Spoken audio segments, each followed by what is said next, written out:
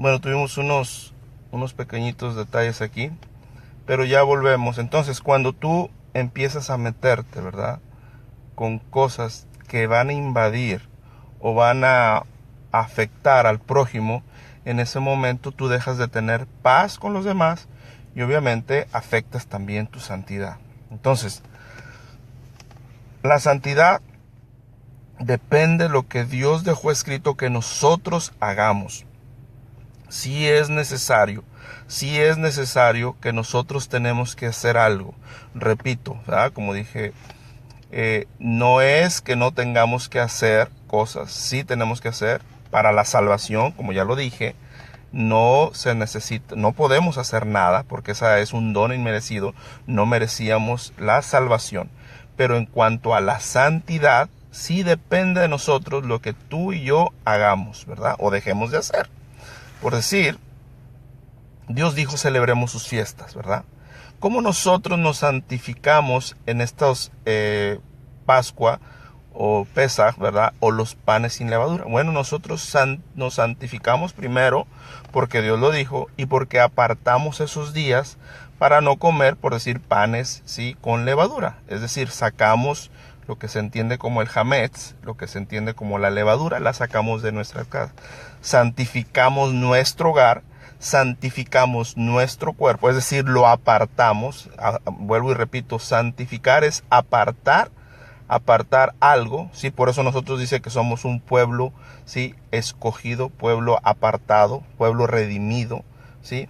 Entonces Pedro dice, porque ustedes son real sacerdocio, nación santa, pueblo adquirido por Dios para mostrar las grandezas, ¿verdad?, todo lo que ustedes ya saben. Entonces, esto es la diferencia que hay entre nosotros cuando nosotros decimos, bueno, yo sigo a Dios, yo sirvo a Dios, yo hago lo que Dios me dice. Entonces en ese momento tú haces lo que Él dejó instruido, enseñado en su palabra, en lo que se conoce como el Pentateuco o los 5 libros de Moisés, ¿verdad? Porque claramente, sí, todo lo que esté en contra, ni los profetas, ni los salmos, ni proverbios, los escritos, ¿verdad?, ni el Nuevo Testamento como se conoce, ¿sí?, están en contra de lo que es la Torá, la mal llamada ley. Todo concuerda.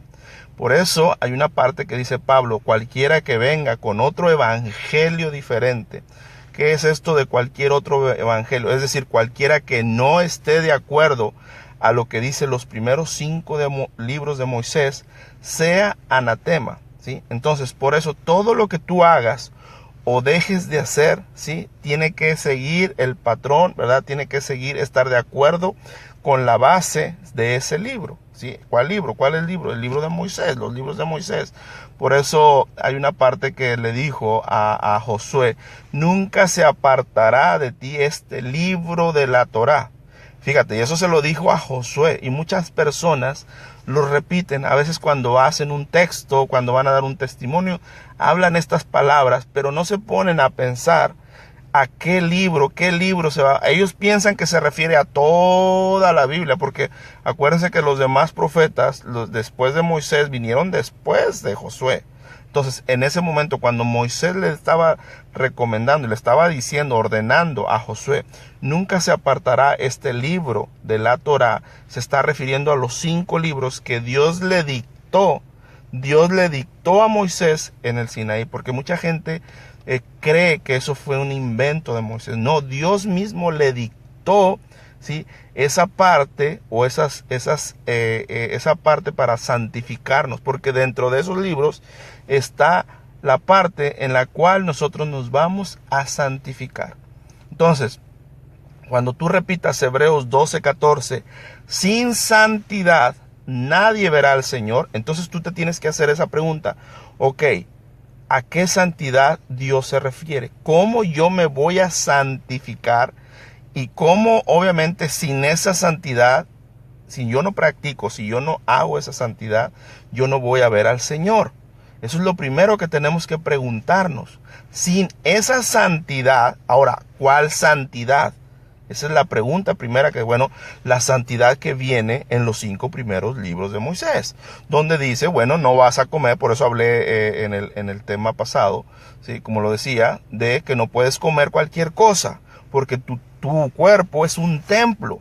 Entonces, dentro de tu cuerpo no puede entrar algo inmundo, ¿sí? Es imposible que alguien me diga, yo soy templo del Espíritu de Dios. Ok, tú eres parte del templo, o tú eres templo del Espíritu de Dios. Bueno, en el templo del Espíritu de Dios, tú no le vas a sacrificar, ¿sí? Ojo con esto, no le vas a sacrificar ningún animal inmundo, porque él requería, inclusive en los sacrificios que se hacían en el templo, que los corderos que eran puros ni siquiera tuvieran una pierna rota, no tuvieran un ojo, no estuvieran sin ojos, no tuvieran algo magullado o mayugado, se me fue la palabra, o sea, aplastado. Entonces, con más razón, y eso estamos hablando de animales puros. Ahora, con más razón, no puedes meter tú en tu templo un animal inmundo. Tú no podías ir al templo y, yo traigo este marrano, este cochino, este cerdo, como le digas, y lo voy a sacrificar en el templo. Para empezar, no podías entrar, porque ese es un animal inmundo. Dentro de un templo físico, vamos a hablarlo. Ahora, con más razón en tu templo que eres tú, porque si tú dices, el Espíritu de Dios habita en mí, entonces, como el Espíritu de Dios es santo, es puro, es hermoso, obviamente no puedes dejar que tu cuerpo, el templo, esté impuro. Entonces, en esa parte tú santificas a Dios cuando tú te limitas, ¿verdad? Por eso dice, el reino de los cielos sufre violencia y solo los valientes lo arrebatan. ¿Por qué valientes? Bueno, cuando a una persona le ponen una bandeja, una charola ahí, una mesa, y le ponen de todo, y en una de esas viandas está un cerdo, camarones, lobster, y en otro lado, pues obviamente está algo que puedes comer. Pero él dice, ¿sabes qué? Yo no voy a comer de esto. O ¿sabes qué? Si nada más hay cosas inmundas, vas a decir, bueno, yo solamente como galletitas, solamente como frijoles y arroz, un ejemplo. Pero no voy a comer de esa carne porque es una carne que es cerdo, una carne que es camarón, que son animales que Dios no permitió. Ahora, ¿por qué pongo tanto el asunto de la comida? Porque desafortunadamente eso es lo que más predomina. Entonces, esa es una manera en que tú te estás santificando. Igual pasaría si tú ves una cartera por ahí, entras a una casa, la ves la cartera llena de dinero. Entonces, tú necesitas dinero, ¿verdad? Tú necesitas, porque tu economía estaba mala y todo. Entonces, pero tú recuerdas que la palabra dice no robarás, ¿verdad? Porque si tú tomas esa cartera, estás violando un mandamiento. Entonces, tú santificas a Dios porque tú dices, ¿sabes qué, Señor? Eso no me pertenece, eso no es mío, y aparte, tu palabra dice que no voy a robar. Entonces, yo no puedo tomar esa cartera.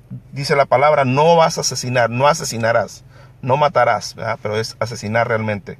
Entonces, aunque te hayan hecho algo, aunque te hayan injuriado, aunque te hayan hecho lo que te hayan hecho y que tú tengas unas ganas inmensas de hacer algo malo contra esa persona, tú te vas a recordar el mandamiento. El único que tiene el poder para quitar la vida es Dios. Por lo tanto, porque tu mandamiento dice, no voy a asesinar, no voy a matar, ¿sí? Entonces, en ese momento, tú estás cumpliendo con lo que Dios te está santificando, a pesar, a lo mejor que quizás tengas la razón, a lo mejor que la justicia a lo mejor te va a amparar en ciertas cosas. No estoy diciendo que hay momentos que no debemos usarla, claro, hay momentos que tenemos que entrar ahí, pero si es nada más matar por matar, obviamente eso es pecado. Entonces tú te contienes, tú ahí también estás santificando a Dios. Cuando tú eres tentado, viene una mujer, ¿verdad?, que tiene marido, ¿sí? O tú eres casado, aunque no tenga esposo, pero tú dices, ¿sabes qué, Señor? No voy a caer en la tentación, no voy a violar el mandamiento, dice, no adulterarás, ¿verdad? Porque si tú fornicas o adulteras, eso es pecado.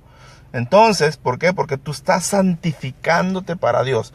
Ahora, pero si dices, bueno, voy a caer, pero que al cabo, pues Dios me perdona, como muchos de las veces tienen ese pensamiento.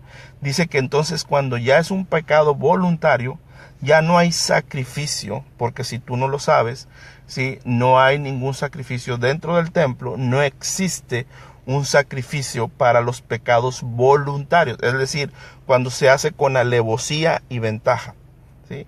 Obviamente viene Yeshua, Él te puede perdonar, te puede obviamente limpiar, pero si tú te arrepientes de verdad y eso ya solamente tú te vas a dar cuenta si llegas a la eternidad. Esa es la única manera, si te arrepentiste de todo tu corazón y Dios vio, pero eso tiene que pasar mucho tiempo, ¿verdad? Porque no es que lo vas a hacer y por eso Jesús le dijo a la mujer que fue encontrada en pleno acto de adulterio, dice, vete y no peques más. Entonces, vete y no peques más significa no lo vuelvas a hacer, no vuelvas a caer, como algunas personas dicen, bueno, si utilizan mal algunos versículos, si tú vuelves a pecar no hay problema, abogado tenemos para con el Padre.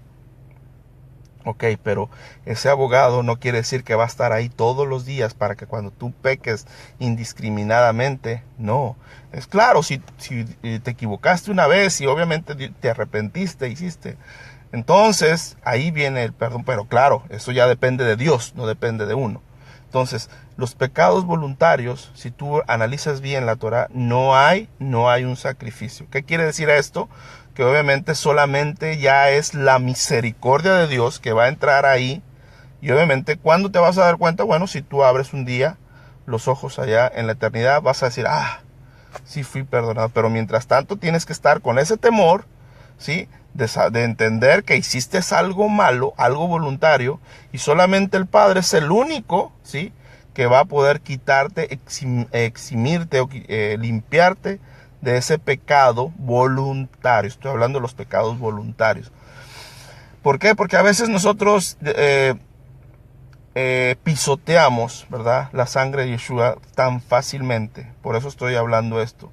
Entonces, por eso tenemos que tener mucho cuidado, ¿sí? Para nosotros poder santificarnos delante de Dios, tenemos que hacer algo. La salvación, repito, la salvación no nos la merecemos. Pero la santidad, o mejor dicho, la salvación no depende de nosotros, depende de la misericordia de Dios. Pero la santificación o la santidad de nosotros sí depende de lo que nosotros hagamos. Por eso es importante que estudies tú bien la palabra de Dios y tú veas, ¿verdad? Y no te dejes guiar por tu corazón, por tu intención, por lo que tú crees o piensas, porque dice por ahí, engañoso es el corazón, Jeremías, más que todas las cosas, ¿quién lo conocerá? Pues obviamente Dios lo conoce. Entonces hay gente que dice, no, lo que pasa es que si a mí me dice mi corazón que haga esto, entonces eso es un problema, porque el corazón es engañoso. Mismo Yeshua dijo, de ahí manan los malos deseos, las cosas malas vienen del corazón. Entonces, cuando tú estás santificándote realmente para Dios, ¿verdad?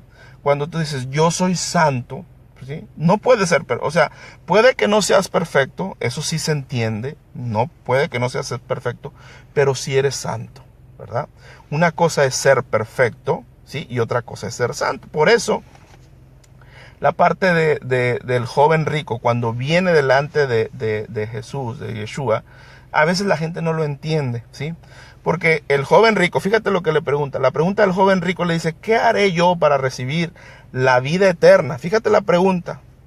Jesús le contesta, honra a tu padre y a tu madre, no matarás, no adulterarás, no bla, bla, bla. Le empieza a decir todos los mandamientos. Y el joven dice, el hombre rico le dice, desde mi juventud he guardado eso. Eso lo dice Marcos.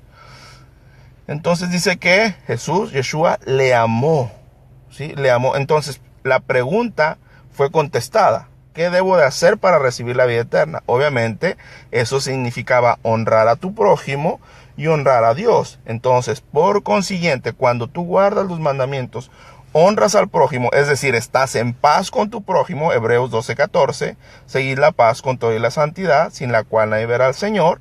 Entonces, estás en paz con tu prójimo y estás en paz con Dios. Y al tener paz con tu prójimo y paz con Dios, pues obviamente, por consiguiente, llegas a recibir lo que es la eternidad.